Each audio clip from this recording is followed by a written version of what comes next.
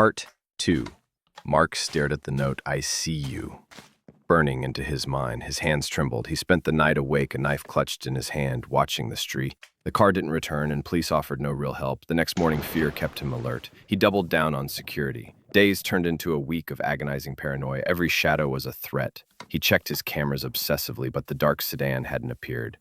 A fragile sliver of hope began to form. Then, one Tuesday, a small, plain brown package arrived, with no return address.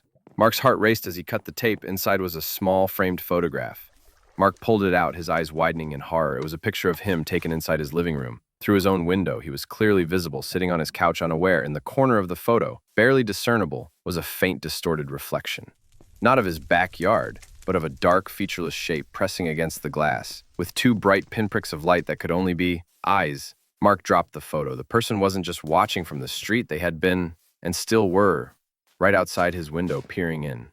The chilling realization dawned. The note, the car, just a distraction. The real terror had always been far, far closer. He stumbled backward, his gaze locked on his living room window. Had it been there last night? How long had it been watching him?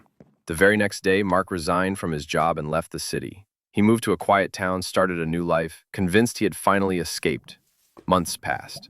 One calm morning, he opened his new mailbox. Inside, among the usual bills, was a small white envelope. No return address. He opened it. Scrawled in crude block letters were these words: "I still see you."